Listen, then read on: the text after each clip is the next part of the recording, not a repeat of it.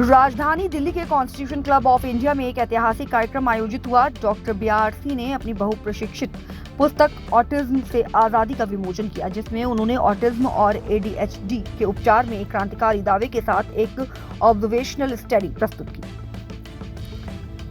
इस पुस्तक में डॉक्टर बीआरसी ने 1001 ऑटिज्म एडीएचडी से प्रभावित बच्चों पर किए गए एक ऑब्जर्वेशनल स्टडी के परिणाम साझा किए हैं। उनके अनुसार इन बच्चों ने उनके द्वारा विकसित CAN cure autism now protocol को अपनाया और सफलतापूर्वक स्वस्थ हुए। डॉक्टर बीआरसी ने इसे मेडिकल साइंस के इतिहास में पहली बार ऑटिज्म का उपचार खोजने का दावा किया है। CAN प्रोटोकॉल इन 5 चरणों पर आधारित है: neem therapy, DIP, diet, 0 volt therapy, probiotic drink और नारियल का फैट, रात 8 बजे से पहले डिनर खत्म करना आदि। विमोचन समारोह में स्टडी में शामिल 10 बच्चों और उनके माता पिता ने हिस्सा लिया और भावुकता से भरे अपने सफलता के अनुभव साझा किए। उन्होंने बताया कि कैसे CAN प्रोटोकॉल ने उनके बच्चों के जीवन में सकारात्मक बदलाव लाया है। इसके अलावा कई अन्य बच्चों और उनके माता पिता ने जूम के माध्यम से लाइव जुड़कर अपनी कहानियां साझा की। डॉक्टर बीआरसी ने पारदर्शिता दिखाते हुए इच्छा व्यक्त की है कि वे ऑब्जर्वेशनल स्टडी के सभी 1001 ऑटिज्म ADHD मामलों का पूरा डेटा किसी भी मेडिकल काउंसिल या एसोसिएशन के साथ साझा करने को तैयार है। उनका उद्देश्य है CAN प्रोटोकॉल को ऑटिज्म ADHD के उपचार के साथ में आधिकारिक मान्यता मिल सके। कार्यक्रम का समापन एक महत्वपूर्ण सत्र के साथ हुआ। Autism ADHD reversal CAAR certification course के छात्रों का दीक्षांत समारोह। इस मौके पर कुल 410 छात्रों को प्रमाण पत्र प्रदान किए गए। ये विमोचन न केवल एक पुस्तक का लॉन्च है, बल्कि ऑटिज्म से जूझ रहे अनगिनत परिवारों के लिए आशा की एक नई किरण लेकर आया है। अब देखना यह है कि डॉक्टर बीआरसी के दावे को मेडिकल फ्रेटर्निटी से क्या प्रतिक्रिया मिलती है। देखिएगा, आज मुझे बहुत खुशी और अच्छा अनुभव हो रहा है, अपने जीवन का अनुभव है मेरा, कि डॉक्टर बीआरसी द्वारा जो सेमिनार है या कुछ भी नाम दे लें, इसका आयोजन किया गया है। आदरणीय पुनीत आचार्य जी, इसमें बहुत बड़ी इनकी सहभागिता भी है। जो भ्रांतियाँ पेशेंट में, जनता में, समाज में फैली हुई हैं कि एलोपैथी जल्दी इलाज करता है, अच्छा इलाज करता है, लेकिन आज मुझे मालूम पड़ा कि जो भ्रांतियाँ वो गलत भ्रांतियाँ हैं। आज मैं पेशेंटों का इंटरव्यू देख रहा हूँ, लोगों से मिल भी रहा हूँ, साफ साफ जाहिर देता है कि कम समय में अच्छा इलाज देना। जहाँ अनेकों के इलाजों में मकान बिक जाते हैं, लोगों का कर्ज में डूब जाते हैं, और फिर भी इच्छा उनको लगता ही नहीं है कि हम जिंदा रह पाएंगे। लेकिन जिंदा रहने की गारंटी जिस प्रकार डॉक्टर बीआरसी द्वारा दी जा रही है और दी नहीं जा रही है, जो पेशेंटों ने एक्सप्लेन किया है, कम समय में अच्छा इलाज, कम पैसे में इलाज और हजारों पेशेंटों को फ्री इलाज करना, मुझे लगता है कि एक देवतुल्य कार्य ये लोग कर रहे हैं। जैसे भगवान जन्म देता है, लेकिन जन्म देने के बाद उसके जो बीमारियां जो आती हैं परिवारों के अंदर, उनका किस प्रकार से इलाज हो, किस प्रकार देखभाल हो, मुझे लगता है इलाज से भी कहीं ज़्यादा इनका जो ज्ञानवर्धक खान पान, रहना, किस प्रकार के हमें व्यवहार करना चाहिए, किस प्रकार को हमारा जीवन शैली बनानी चाहिए, वो सब अच्छे रूप से हो, इसका बहुत अच्छा प्रयास किया गया है। मुझे लगता है सरकार भी इसको प्राथमिकता पे आश्रय भी दे रही है और आगे बढ़ाने का भी काम कर रही है, और मैं इनके लिए साधुवाद भी देता हूँ। इस प्रकार से काम कर रहे हैं, फ्री काम कर रहे हैं। और एक होता है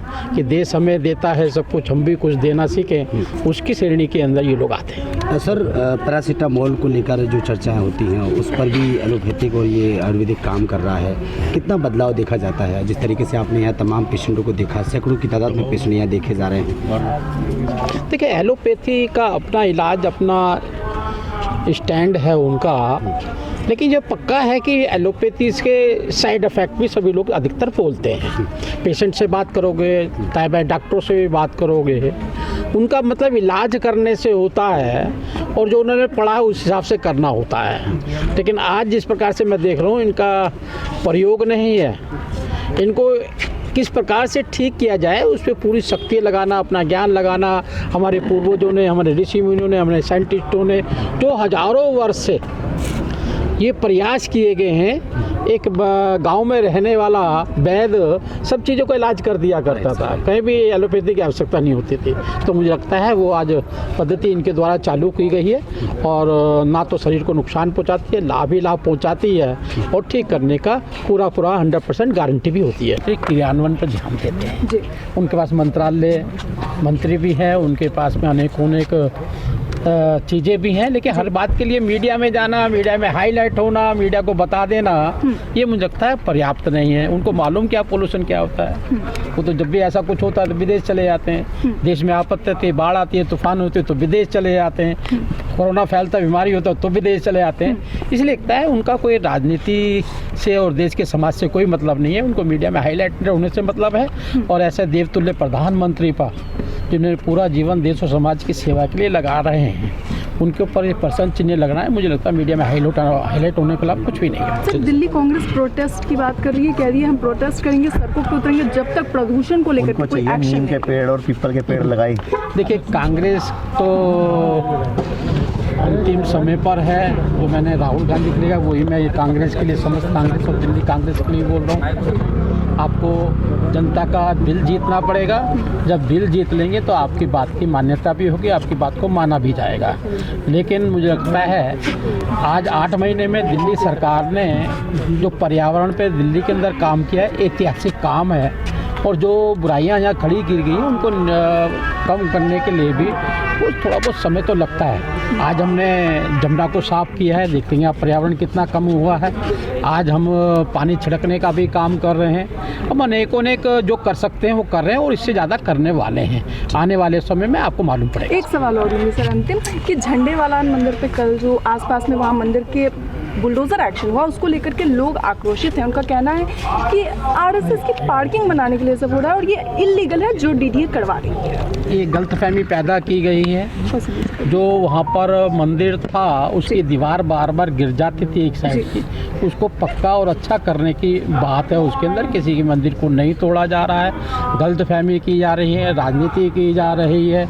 और वो आरएसएस जिन्होंने मंदिरों का निर्माण किया है, जो हर समाज के देवी देवताओं को बराबर का आदर और सम्मान देते हैं, तो वो ऐसा नहीं कर सकते, नहीं करते हैं। अब इसके लिए आप चाहे वो राजनीति करें और मीडिया के अंदर आए सफाई दें, मुझे लगता है इसकी ज़रूरत नहीं है। वो मंदिर भी सुरक्षित है, वो दीवार का कंस्ट्रक्शन चल रहा है, बन रही है वो, इसमें किसी को नहीं। राजनीतिक लोगों को जो राजनीति करना चाहते हैं, रोटियां सेकना चाहते हैं, क्योंकि आज नगर निगम की पोलिंग भी है, उसको प्रभावित करने का काम कर रहे थे। मुझे लगता है जनता सब समझदार है। देखो, पिछले कुछ सालों से kidney fail, liver fail, cancer, heart problem, इसके अलावा ये अभी आज ऑटिज़म और ADHD, ये सारी बड़ी बड़ी बीमारियां हैं जिनका ये बताया जाता है दुनिया में कोई इलाज नहीं है। तो हम लोगों ने काफ़ी सारे पेशेंट पे नीम थेरेपी से, नंगे पाँव घास पे घूमने से, गर्म पानी की थेरेपी, सूरज डूबने के बाद खाना खाना बंद करना, या प्लेट 1 प्लेट 2 डाइट जिसको DIP डाइट बोलते हैं, अगर इन सब के प्रयोगों से लोगों को लाभ मिलता है तो ये बात घर घर तक पहुंचनी चाहिए। आप पत्रकारों के माध्यम से पहुंचनी चाहिए, जन जन तक पहुंचनी चाहिए कि अपना डॉक्टर खुद बनो। मतलब आपको किसी डॉक्टर की ज़रूरत नहीं है। आपकी बॉडी भगवान ने बीमार होने के लिए बनाई नहीं है। बीमार होने के लिए मेहनत करनी पड़ती है, बीमार होने के लिए खूब सारी दवाइयाँ खानी पड़ती हैं, रात को लेट सोना पड़ता है, सुबह लेट उठना पड़ता है, शादी में जाके 1000 रुपये दे के 3-4 हज़ार का माल खाना पड़ता है, कई बार दवाइयाँ खानी पड़ती हैं, केमिकल लेने पड़ते हैं, वैक्सीनेशन लेनी पड़ती है, स्ट्रेस लेना पड़ता है, तब तो जाके आप बीमार होते हो। और ठीक होने के लिए क्या करना पड़ता है? सूरज डूबने के बाद खाना खाना बंद करना है, नंगे पाँव घास पे घूमना है, रोज़ धूप लेनी है। हफ्ते मैं तो आह्वान करूँगा 6 दिन खाया करे पूरा भारत और 1 दिन खा ना किया करे, कि 1 दिन खाना नहीं खाना। लेकिन अभी फ़ोन क्या आएगा, सर वो जो व्रत रखना उस दिन क्या खाएं, मतलब व्रत वाले दिन भी क्या खाएं। अरे भाई, ये 6 दिन खा लिया ना तो 1 दिन व्रत रख लो, तो क्या होता है उससे बॉडी अपने आप को सेल्फ रिपेयर कर लेती है। ये जो बुक लॉन्च हुई है सर, इसको पढ़ने के बाद कितना अवेयर जो है लोगों को मिलेगा? देखो, जिनके बच्चे दुखी थे जिनके बच्चे ऑटिस्टिक थे, ADHD के शिकार थे, जिनको ये बोल दिया गया था कि ज़िंदगी भर तुम इन्हीं बच्चों के साथ जियो, उन माँ बाप के लिए बहुत बड़ी आशा की किरण बन के ये किताब निकलेगी। और ये ADHD का कैन रिवर्सल जो प्रोटोकॉल डेवलप हुआ है, ये उन बच्चों के लिए आशा की किरण साबित होगा। क्यों? क्योंकि वो बच्चे खड़े भी नहीं हो सकते थे ढंग से, वो नाचते थे, कूदते थे, भागते थे, छलांग लगाते थे, उनकी आँखों का आई कॉन्टैक्ट भी नहीं कर पाते थे, और वो माँ बाप के लिए ज़िंदगी नर्क समान थी। तो हमने सिर्फ ये किया कि ये प्रोटोकॉल बताए दुनिया को, डाइट ठीक करी, लाइफस्टाइल ठीक करवाया, और इसमें हमारे जो देश के पुराने कल्चर था, जैसे नीम है, गिलोय है, हल्दी है, अश्वगंधा है, या शतावर है, या व्हीट ग्रास जूस है, इन्हीं चीज़ों का प्रयोग किया और लोगों की डाइट ठीक करवाई, और लोगों ने खुद देखा स्वयं ठीक होने शुरू हो गए। हमने उनके जो भी चीज़ जानवर से आती है वो बंद करवाया।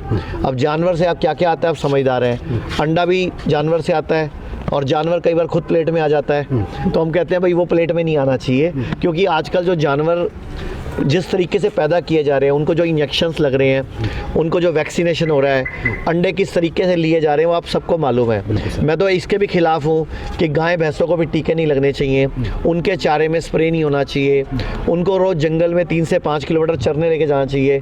तो गाय का दूध भी अमृत है।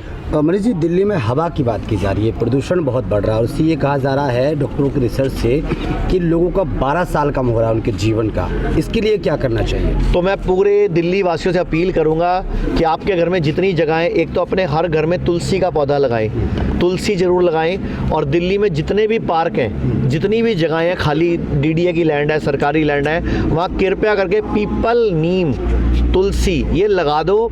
दिल्ली के पोल्यूशन की समस्या ज़िंदगी भर के लिए ख़त्म हो जाएगी। पहले अब कोई बच्चा भी पैदा होता था ना, तो गांव में तालाब के पास ये पीपल, नीम, अशोक के पेड़ लगाए जाते थे। घर में तुलसी का पौधा आंगन में लगाया जाता था, क्योंकि तुलसी, नीम और ये पीपल ये बहुत ज़्यादा ऑक्सीजन बढ़िया क्वालिटी की देते हैं। तो मैं पूरी दिल्ली सरकार से, भारत सरकार से अपील करूंगा कि जितने पार्क हैं आपके पास, जितनी जगहें हैं, वहाँ कृपया करके पीपल, नीम, तुलसी को बढ़ाने का काम करें। एक सवाल और सर, कैंसर और अटैक ये दोनों बीमारियां लोगों को ज़्यादा हो रही हैं। आजकल लोग अचानक से मर रहे हैं, चाहे वो जिम कर रहे हों, चाहे रास्ते में गाड़ी चला रहे हों, और कैंसर की समस्या सबसे ज़्यादा है। ब्रेस्ट कैंसर है या तमाम महिलाओं को बढ़ रही है, इसको लेकर क्या कुछ करना चाहिए दोनों को? देखो, ये जो बीमारियां बढ़ रही हैं वो हमारा खान पान है। जो खाना आप सूरज डूबने के बाद खाते हैं उससे हॉस्पिटल चलते हैं, और जो खाना आप हॉस्पिटल मतलब सूरज डूबने से पहले खाते हैं उससे आपका शरीर चलता है। तो आपकी मर्जी है, मेरा इशारा समझदार हो आप। अगर आप हॉस्पिटलों को भरना चाहते हो, हॉस्पिटलों की इनकम बढ़ाना चाहते हो, तो सूरज डूबने के बाद खूब खाना खाओ। और अगर आप अपना शरीर, अपना परिवार बचाना चाहते हो, तो सूरज डूबने के बाद खा ना करो, और 6 दिन खाओ, 1 दिन मत खाओ। मेरी पूरे भारत से अपील है। बच्चों के अंदर जो कमियां देखी जा रही हैं उसको लेकर क्या कुछ कहेंगे? क्या ये जो आजकल खान पान के साथ साथ जो IVF चल रहा है, इसको लेकर भी कोई प्रभाव पड़ता है? देखो, मैं तो ये चाहता हूँ कि IVF होना ही नहीं चाहिए। ये बांझपन कोई रोग नहीं है। भगवान तब तक प्रेगनेंसी नहीं देता जब तक उसको विश्वास नहीं होता कि बच्चा स्ट्रेंथन पैदा नहीं होगा, मतलब बच्चा सॉलिड स्वस्थ पैदा नहीं होगा, तब तक भगवान प्रेगनेंसी नहीं प्लान करवाता। लेकिन वो प्रेगनेंसी ना सोच के हम उसको सोच लेते कि मैं बांझ हो गई, मेरे बच्चा ही नहीं हो रहा। तो आप अपनी बॉडी का पंचकर्म कराओ, डिटॉक्स कराओ, कुछ डाइट ठीक करो, तो अपने आप प्रेगनेंसी हो जाएगी। आपको IVF की ज़रूरत नहीं पड़ेगी। हम लोगों ने आयुर्वेद में गर्भ शुद्धि, बीज शुद्धि, गर्भ संस्कार, ये सारे प्रोजेक्ट शुरू किए हुए हैं। हमारे पास सैकड़ों ऐसे लोग हैं जिनके 2-2, 3-3 IVF फेल हो गए थे और वो माँ बन चुके हैं। ऐसी भी लेडीज़ हैं हमारे पास जिनको यूट्रस में, सर्विक्स में कैंसर था, कैंसर को भी हराया और लेडी बच्चे की माँ बनी है। प्रेग्नेंट भी है आज की डेट में कुछ लेडीज उसमें से। ये सब सारा खेल इच्छा शक्ति का, सही डाइट का खेल है। मैं सबको एक बात बोलना चाहूँगा, आयुर्वेद कहता है सर्वे रोगा अपि मंदागिनी ही अजीर्ण मलिने कुपित मल संचते। मतलब सभी रोग मंद अग्नि यानी कमज़ोर पाचन यानी कि पेट ठीक ना होने से उत्पन्न होते हैं, यानी कि खाना हजम नहीं होने से। अब बॉडी के लिए खाना भी खाना है, सुनना भी खाना है, हवा भी खाना है, पानी भी खाना है, देखना भी खाना है, सोचना भी खाना है। अगर आपके दिमाग में स्ट्रेस है तो भी खाना हजम नहीं हो रहा, अगर आप बुरा देख रहे हो, बुरा सोच रहे हो तो भी खाना हजम नहीं हो रहा। तो अपना खाना हजम होने में जोर दो और पूरे भारत को एक चीज़ पे ध्यान देना चाहिए कि पेट रोज सुबह टाइम से साफ होना चाहिए।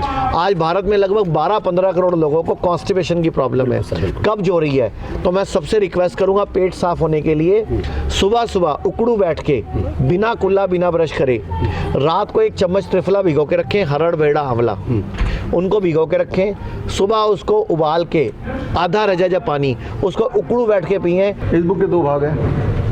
पहले भाग तो ये कि आज की तारीख में अगर कोई महामारी है बच्चों में, वो है ऑटिज़म एंड ADHD। ऑटिज़म का मतलब है ऐसे बच्चे जो दूसरे अपने पेरेंट्स पे जीवन भर निर्भर रहने वाले हैं, अपने आप से कोई भी काम नहीं कर सकते, चाहे कपड़े पहनना हो, ब्रश करना हो, बोलना हो, मांगना हो, कुछ बताना हो। और ADHD मतलब एब्सोल्युटली हाइपर एक्टिव, जैसे एक जगह खड़े नहीं हो सकते, कोई बात सुनना नहीं। तो ये महामारी की तरह बन गई, महामारी ही बन गई है। आप देखेंगे आज हमारे देश में हर 10 में से एक बच्चा ADHD का पेशेंट है, हर 100 में से एक बच्चा ऑटिज़म का पेशेंट है। जबकि जब मैं पैदा हुआ था, अगर उस वक्त की बात करूँ तो उस वक्त ये था ही नहीं। और उसका कारण सिर्फ एक ही है, जो most important cause, that is the vaccine. बचपन में बच्चों की जो लगाई जा रही वैक्सीन तब 3-4 लगते थे, अब 30-40 लगती है। और ये वैक्सीन के कोई भी फ़ायदे नहीं है, किसी को लगता है ज़रा भी कोई फ़ायदा है तो अब आता है ये किताब। इस किताब में वैक्सीन से जो नुकसान है वो दिया हुआ है। और जो लोग ये सोचते हैं कि वैक्सीन की वजह से पोलियो या ट्यूबरकुलोसिस ये सारी चीज़ ठीक होती हैं या प्रिवेंट होती हैं फॉर एग्जाम्पल, तो ऐसा कोई सबूत है नहीं पूरी दुनिया में। सबूत ये है कि इनसे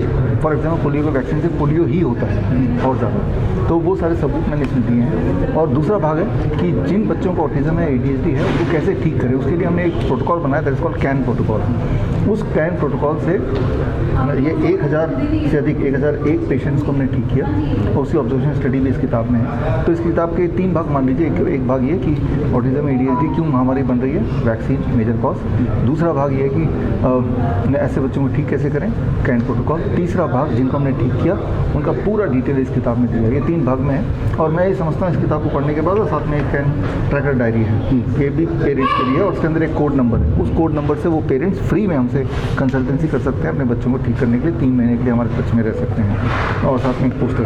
तो इस किट से बच्चों को ठीक कर सकते हैं और आगे ऐसे बच्चे ना बने उसका भी प्रिवेंशन कर। ये किट जो है कहाँ उपलब्ध होने वाली है? ये ऑनलाइन जितने भी साइट होते हैं, अमेजन है, फ्लिपकार्ट है, मीशो है, हमारे अपने वेबसाइट में मिल जाएगी। आज आपने एक 100 यात्रा भी निकाली है, उसका क्या मकसद है सर? हाँ देखिए, आज से 5 साल पहले 30 तारीख को ही राजीव दीक्षित जयंती के दिन 30 नवंबर को हमने निकाली थी कोविड वैक्सीन की शव यात्रा। और तब हमने बताया था वैक्सीन आई नहीं थी कि वैक्सीन अगर आएगा तो असली में लोग मरेंगे, हार्ट अटैक, कार्डियक अरेस्ट, ये सब होगा, पैरालिसिस वगैरह होगा। तो अच्छा है कि अभी से हम शव यात्रा निकालते कोविड वैक्सीन का। तो वैक्सीन आई नहीं और उसके बाद आप देख रहे हैं 2025 आ गया कि जो मैंने बताया था वो सत्य निकला। और आज जो मैं बता रहा हूँ कि अगर हम चाहते हैं कि बच्चे स्वस्थ रहें, हर तीसरा बच्चा चश्मा पहना हुआ है आज की तारीख में स्कूल में, अगर देखें तो हर दूसरे बच्चे को डेंटल प्रॉब्लम है, कैंसर और बाकी हार्ट डिजीज बच्चों में बहुत बढ़ गया, डायबिटीज़ टाइप 1 बहुत बढ़ गया। तो अगर ये चाहते हैं कि भाई ये सब ना हो बच्चों को, तो वैक्सीन किसी भी तरह का कोई वैक्सीन बच्चों को नहीं देना है। और ये एक सिम्बॉलिकली हमने एक शव यात्रा निकाली को बच्चों में लगाई जाने वैक्सीन के खिलाफ शव यात्रा। ये वैक्सीन के माध्यम से बच्चों को ज़बरदस्ती बीमार पड़ा रहे हैं without any benefit of vaccine, surely all the harms. Sir आज स्टेज पर कई जो हैं बच्चे दिखाई दिए जिनको आपने देखा भी है, तो उसको कई सारे टीके लगाते हैं, भारत सरकार की तरफ से लगाए जाते हैं। और मेरा मानना है कि आपकी भी बाह में एक टीका लगा होगा जो बचपन में, और यहाँ पे खड़े हुए सभी की बाह में वो टीका, उससे कई बीमारियों का खतरा कम हो जाता है, ऐसा सरकार की तरफ से दावा किया जाता है। और आज भी लगातार टीके लगाए जा रहे हैं। आप टीकों का लगातार विरोध कर रही हैं और आप अपनी बनाई हुई कोई चीज़ या किट्स की लोगों में इस तरीके से फैला रहे हैं कि लोग उससे ज़्यादा बेहतर तरीके से ठीक हो सकते हैं बिना टीके की। तो ये आप सीधा सरकार की तरफ प्रहार कर रहे हैं। हाँ देखिए, ये ग्लोबली है, सरकार की तरफ तो है ही है, बट ये ग्लोबली है। किसी भी देश में जाएंगे तो वहाँ सेम ही हाल है। तो ये ग्लोबल एक जो वैक्सीन इंडस्ट्री है वो पूरे, जिस तरह से आज से 1950 की बात करें तो सिगरेट इंडस्ट्री ऐसी थी, सिगरेट पीने से लंग अच्छा होता है, कैंसर प्रिवेंट होता है, सांसों की तकलीफ दूर होती है, इस तरह के प्रचार होते थे।